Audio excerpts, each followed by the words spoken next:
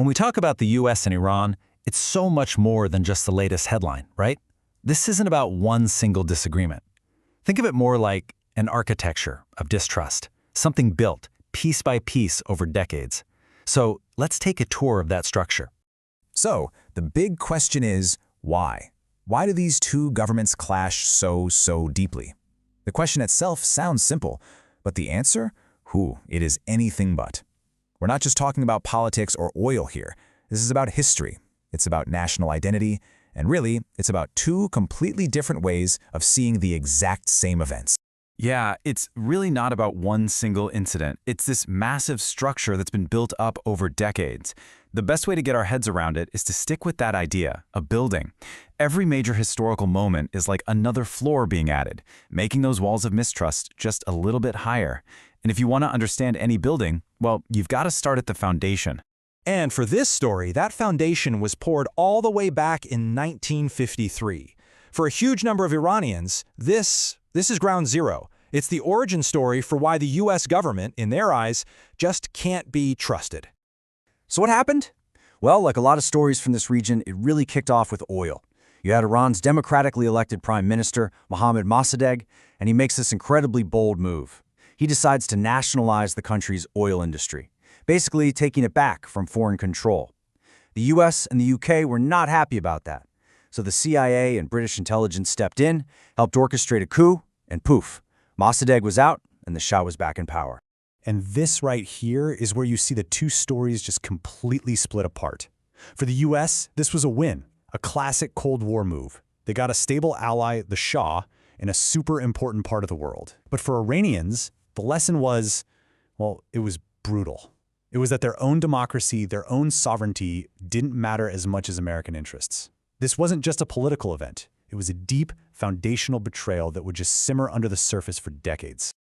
And that simmering grievance, it eventually boiled over. Which brings us to the next floor of our building, 1979. This is the year things didn't just crack. Oh no, they absolutely shattered.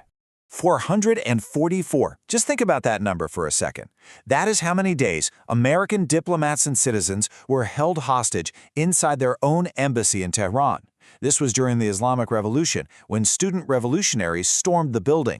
And just like in '53, you have these two completely different narratives. For Americans, this was a national humiliation, a complete violation of international law that proved this new Iranian regime was totally hostile and unpredictable.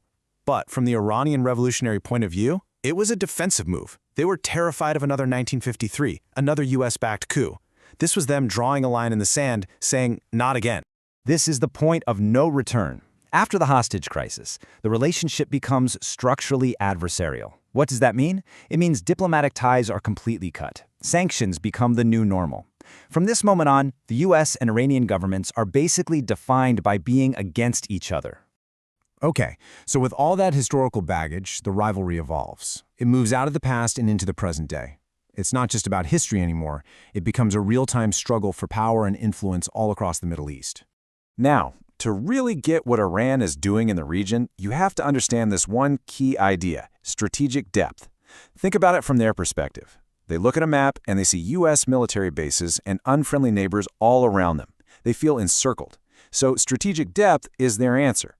It's about building up a network of partners and aligned groups in other countries to act as a buffer zone, a way to deter an attack and project their own influence. And you see this competition playing out in all the hotspots you hear about in the news. We're talking about Iraq, Syria, Lebanon, Yemen, even the critical shipping lanes in the Persian Gulf. In all these places, US and Iranian interests and their allies are bumping up against each other, often in really dangerous ways. And what you get is this classic textbook security dilemma. The US looks at Iran's network of partners and says, see, they're an aggressive, destabilizing force. But Iran looks at the massive American military presence right on its doorstep and says, we're just defending ourselves from a superpower. So every single move one side makes to feel safer just makes the other side feel more threatened. It's a vicious cycle. So you take all this history, all this regional competition, and you throw in the most volatile ingredient imaginable. Yep, that brings us to the nuclear flashpoint. I think this quote just nails it. The worst possible combination. High mistrust plus high stakes. That's exactly what we have here. You've got the incredibly high stakes of a potential nuclear weapon, mixed with this deep, 7-decade-long history of not trusting a single thing the other side says. It's a recipe for a permanent crisis. But for one brief, shining moment, it looked like there might be a way out. That was in 2015. That's when Iran, the US, and other world powers actually sat down and signed a landmark agreement, the Iran nuclear deal, officially known as the JCPOA. The core idea of the deal was actually pretty simple. It was a bargain. Step 1, Iran agrees to severely limit its nuclear program and let international inspectors watch their every move. Step 2, in return, the rest of the world lifts the crushing economic sanctions that had strangled Iran's economy. The whole point was to try and build a little bit of trust, not on promises, but on actual, verifiable actions.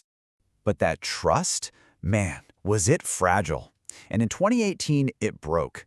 The US unilaterally walked away from the deal. The argument was that the deal wasn't tough enough, so the US left and slapped all those sanctions right back on. From Tehran's perspective, this was the ultimate "I told you so." It was proof that America's signature on a deal just wasn't worth the paper it was printed on. And what happened next was, sadly, completely predictable. It was a tit-for-tat cycle of escalation. The U.S. launched its maximum pressure campaign with even more sanctions. Iran responded by firing up the very nuclear activities the deal had put on ice. Diplomacy completely fell apart, and tensions across the region went through the roof. So, where does all of this leave us today? Well, we're left with a conflict that seems almost perfectly designed to keep itself going, forever.